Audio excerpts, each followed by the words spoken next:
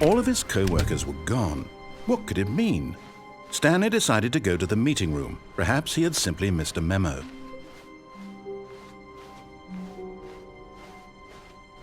When Stanley came to a set of 2 open doors, this was not the correct way to the meeting room, and Stanley knew it perfectly well.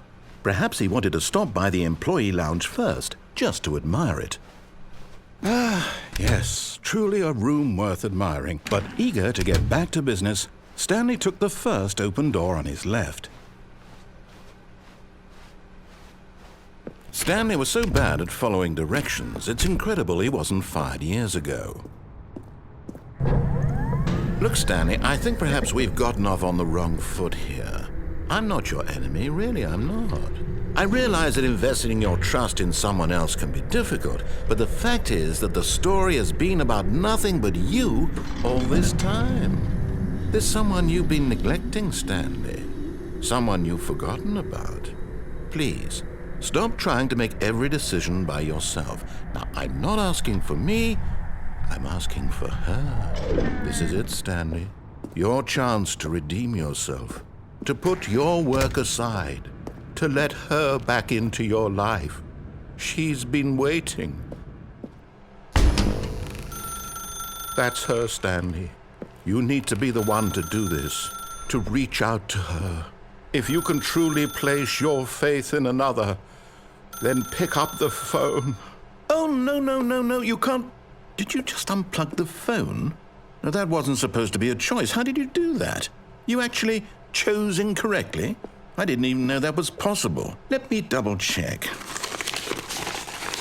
No, it's definitely here, clear as day. Stanley picks up the phone. He's taken to his apartment where he finds his wife, and the two pledge themselves to one another. Music comes in, fade to white, roll credits. Not picking up the phone is actually somehow an incorrect course of action.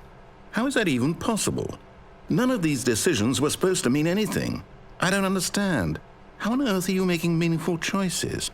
What did you... Wait a second. Did I just see... No, that's not possible. I can't believe it.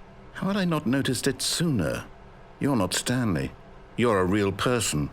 I can't believe I was so mistaken. This is why you've been able to make correct and incorrect choices. And to think I've been letting you run around in this game for so long. If you'd made any more wrong choices, you might have negated it entirely. It's as though you completely ignored even the most basic safety protocol for real-world decision-making. Or did you not grasp the severity of the situation? Well, I won't have that kind of risk on my watch.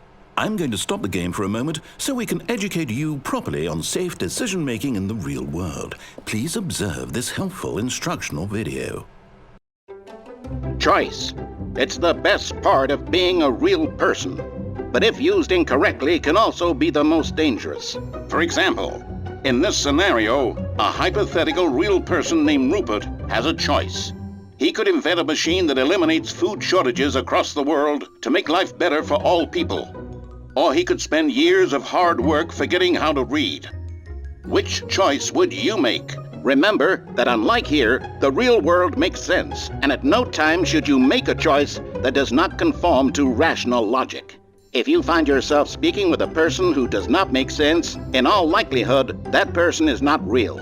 Allow the person to finish their thought, then provide an excuse why you cannot continue talking.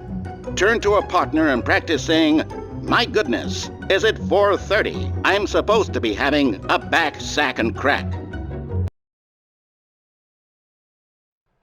Excellent. Making choices on a regular basis is the best part to a healthy decision-making process. Most medical professionals recommend making at least 8 choices per day. Do you make more than 8? Less? And finally, if you begin to wonder if your choices are actually meaningful and whether you'll ever make a significant contribution to the world, just remember that in the vast infiniteness of space, your thoughts and problems are materially insignificant, and the feeling should subside. At this time, your instructor will guide you in an exercise to test and reinforce the material covered in this video. Welcome back. You may have noticed that this room has begun to deteriorate as a result of narrative contradiction. But not to worry. Now that you're properly informed on good decision-making, we're going to revisit a choice you made just a few minutes ago and see what the correct thing to do would have been. This way, please.